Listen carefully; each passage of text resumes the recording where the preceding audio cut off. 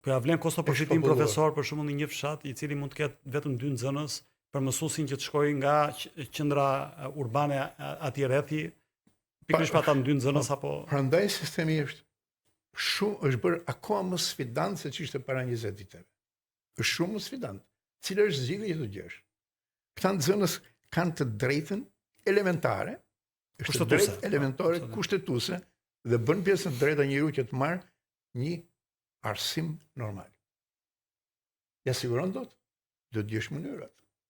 Duke u mbyllur shkolla në fshatra, ka dhe një efekt tjetër shoqëror. Mbyllet shkolla, ikën fshati. Mbyllet qendra shëndetësore, me qendra shëndetësore kanë mbaruar punë me kohë. Tani mbyllet edhe shkolla. Pra, kjo Shqipëria tjetër, që unë ishem e haruar, ka 30% të nxënësve në shkollat e mesme. Dhe këta janë 30% të nxënësve që futen në klasën e parë në shkollën e mesme dhe kanë hyrë sikur kanë mbaruar klasën e 9, por në fakt ata për nga niveli kanë mbaruar klasën e 7.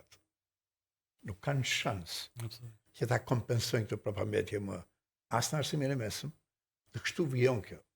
Dashur pa dashur, ne krijojmë tani këtë 30% e kemi të disfavorizuar dhe të diskriminuar, jo me qëllim, po me politikat që kemi bërë. Ndoshta është ky 30% profesor që del sipas raporteve të ndryshëm që nuk janë as në shkollë, as në punë. Jo, nuk është ky.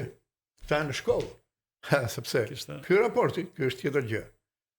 Po të lexoni relacionin e buxhetit të 26 të këtij viti, më bëri përshtypje që ishte vendosur një objektiv qesharak. Dhe një nga objektivat që kishin vërë për arsimin para universitar thoshin, do kemi pjesëmarrje, pra 84% ishte objektivi për përqindjen e nxënësve që përfundojnë arsimin detyruar, në klasën e 9, dhe vijojnë arsimin e mesëm. Është katastrofë.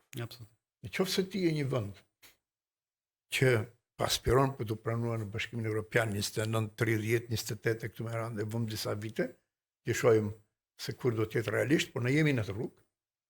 Si do shkosh ti në vendet në familjen e Bashkimit Evropian, kur paske me objektivin që ke vënë 16% janë pa arsim të mesëm.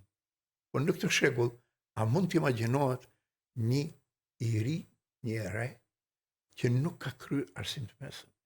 A mund ta përballojë zhvillimin e këtij shekulli? Po pse? Është thjesht përdorimi i celularit?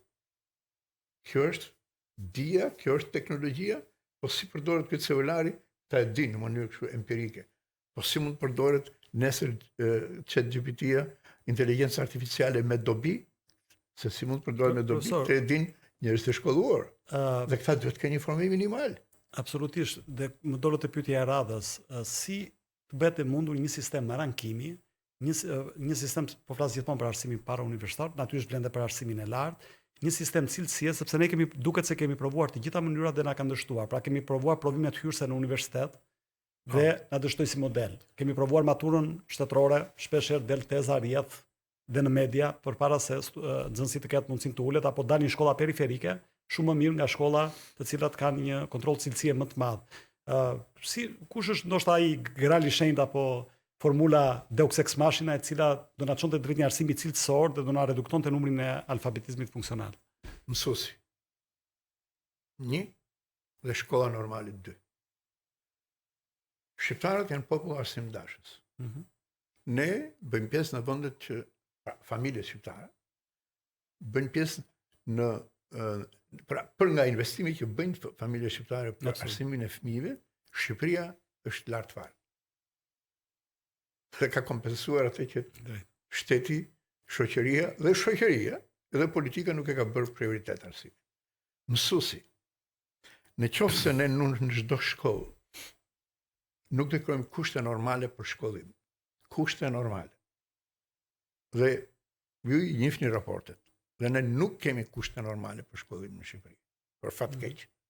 Dhe prandaj, në qoftë se ti thua që duhet të investosh 10% të shpenzimeve publike për arsimin sepse je në nivelin e vendeve të pazhvilluara, jo atyre në zhvillim, atëherë duhet të kuptosh se çfarë është kjo.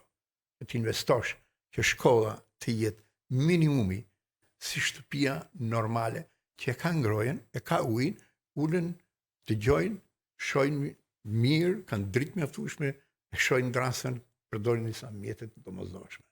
Kushte normale, deri te ato kushtet higjienike, që nuk kanë të gjitha shkollat e Shqipërisë në vitin 2026. Një, dhe dyta, kyçi është mësuesi. Ju përmendët Pisa. Pisa gjithmonë rankon si faktorin e parë mësuesin. Sepse nuk cilësia nuk garantohet me kontroll. Cilësia garantohet duke e prodhuar atë.